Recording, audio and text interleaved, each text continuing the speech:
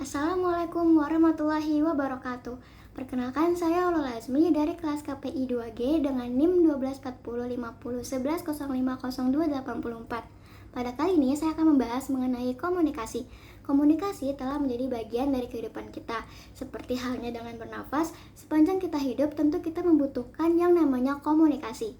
Seiring dengan perkembangan teknologi, membuat komunikasi menjadi tanpa batas, tanpa sekat, dan semua orang bisa terlibat di dalamnya.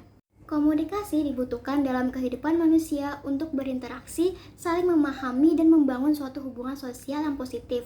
Walaupun komunikasi menjadi hal yang umum dilakukan, tetapi ada hal-hal yang mesti dan perlu untuk dipahami, seperti terkait dari definisi komunikasi itu sendiri, apa pentingnya dan apa sih contohnya dalam kehidupan kita. Berbicara tentang definisi komunikasi itu sendiri, kata komunikasi dalam Kamus Besar Bahasa Indonesia atau KBBI ialah pengiriman dan penerimaan pesan atau berita antara dua orang atau lebih sehingga pesan yang dimaksud dapat dipahami. Dikutip dari Jurnal Etika Komunikasi Islam karya Nur Marwah pada halaman 3 dan 4, istilah komunikasi dalam bahasa Inggris communication berasal dari bahasa Latin yaitu communicatio, yang biasa dipakai untuk menjelaskan kemampuan manusia untuk memilih label dan simbol tertentu, atau menjelaskan hubungan di antara manusia dan hubungan manusia dengan dunia di sekeliling mereka. Kata communication sebenarnya berasal dari dua akar kata yaitu com dalam bahasa Latin com yang berarti dengan atau bersama-sama dengan, dan unio dalam bahasa Latin union yang diartikan sebagai persatuan. Diambil dari Jurnal Kajian tentang Efektivitas Pesan dalam Komunikasi karya Zikri Fahrul, Nur Hadi, dan Ahmad Wildan Kurniawan pada halaman 91 mengatakan secara etimologis komunikasi berasal dari bahasa Latin communicatio yang bersumber dari kata komunis yang berarti sama. Kata sama yang dimaksudkan adalah sama makna. Jadi dalam pengertian ini komunikasi berlangsung manakala orang-orang yang terlibat di dalamnya dua akar kata yaitu com dalam bahasa Latin com yang berarti dengan atau bersama-sama dengan, dan unio dalam bahasa Latin union yang diartikan sebagai persatuan, memiliki kesamaan makna mengenai suatu hal yang tengah dikomunikasikannya itu. Dengan kata lain, jika orang-orang yang terlibat di dalamnya saling memahami apa yang dikomunikasikannya, maka hubungan antara mereka bersifat komunikatif. Sebaliknya, jika ada pihak yang tidak mengerti tentang suatu hal yang sedang dikomunikasikan, berarti komunikasi tidak berjalan dan hubungan antara orang-orang tersebut tidak komunikatif. Dikutip dari Jurnal Komunikasi Verbal dan Nonverbal, Pustakawan dan Pemustaka dalam Perspektif Komunikasi Islam karya Muhammad Bisri Mustafa, Siti Wuryan, Feni Meliani pada halaman 25 bahwa secara terminologi komunikasi adalah proses penyampaian terhadap orang lain yang dapat memberikan penafsiran dan dapat melibatkan sejumlah kelompok organisasi ataupun manusia atau biasa yang disebut dengan komunikasi manusia.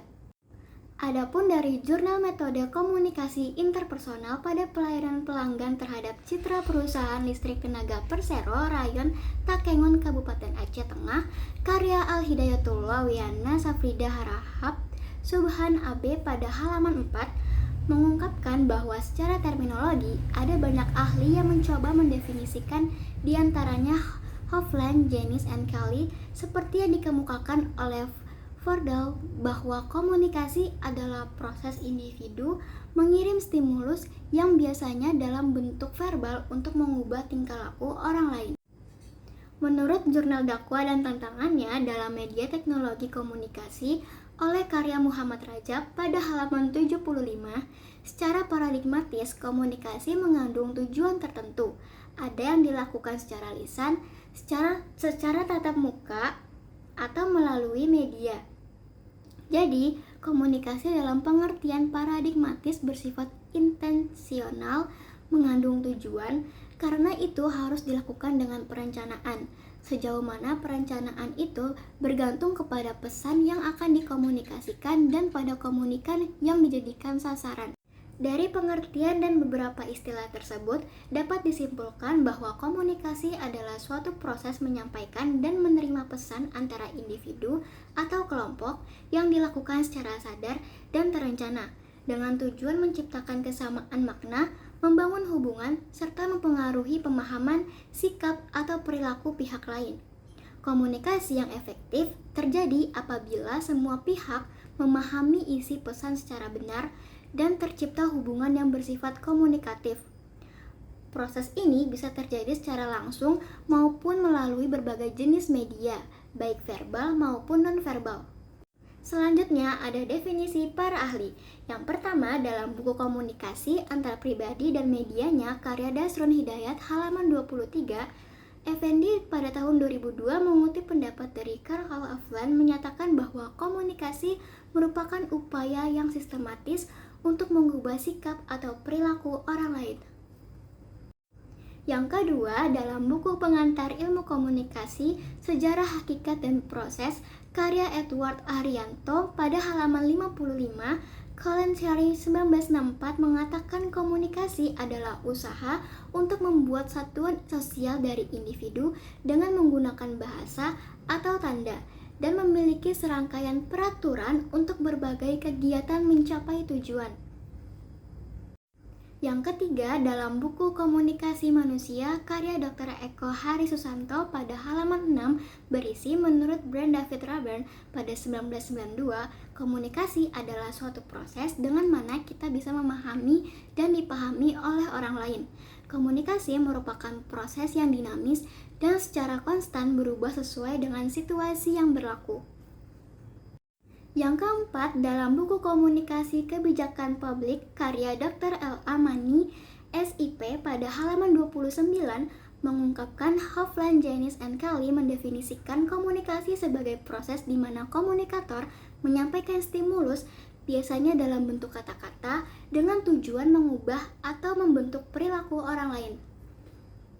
Yang kelima, dalam buku pengantar ilmu komunikasi karya S. Dejuarsa Senjaja pada halaman 11 berisikan menurut Berelson dan Steiner, komunikasi adalah proses penyampaian. Hal yang disampaikan adalah informasi, gagasan, emosi, keahlian, dan lain-lain. Sedangkan cara penyampaiannya melalui penggunaan simbol-simbol. Simbol-simbol yang dimaksud dapat berbentuk kata-kata, gambar, angka-angka, dan lain-lainnya. Berdasarkan berbagai pendapat ahli tersebut, dapat disimpulkan bahwa komunikasi adalah proses dinamis dalam penyampaian informasi, gagasan, dan emosi melalui berbagai simbol atau tanda dengan tujuan membangun pemahaman, membentuk perilaku, serta menciptakan interaksi sosial antara individu atau kelompok. Lalu, apa sih pentingnya komunikasi itu? Komunikasi memiliki peran penting, yaitu yang pertama untuk kelangsungan hidup diri sendiri, yang meliputi kesadaran pribadi, menampilkan diri sendiri kepada orang lain, serta mencapai ambisi pribadi. Kedua, untuk kelangsungan hidup masyarakat, terutama guna memperbaiki hubungan sosial, mengembangkan keberadaan suatu masyarakat, membangun kontak sosial dengan orang-orang di sekitar kita, dan kita juga dapat mempengaruhi orang lain untuk merasa, berpikir, atau berperilaku sesuai dengan apa yang kita inginkan. Selanjutnya, contoh dari komunikasi itu sendiri. Misalnya, seseorang terbangun dari tidurnya, lalu kemudian ia melakukan sholat dan berdoa dengan khusyuk. Nah, hal tersebut meskipun ia lakukan dengan sendiri, namun pada dasarnya ia telah melakukan komunikasi dengan Tuhannya. Nah, komunikasi ini dinamakan dengan komunikasi transendental. Komunikasi transendental adalah komunikasi yang terjadi antara manusia dengan Tuhan atau sesuatu yang gaib, seperti malaikat, jin, atau iblis. Contoh yang kedua, misalnya dalam suatu hubungan sosial, kita hadir dalam sebuah acara. Maka kita harus memulai menyapa, berbagi senyum, bersalaman, atau memberikan, menerima suatu perintah dan terlibat dalam suatu bentuk interaksi apapun. Nah, hal tersebut inilah salah satu tanda yang terjadinya komunikasi.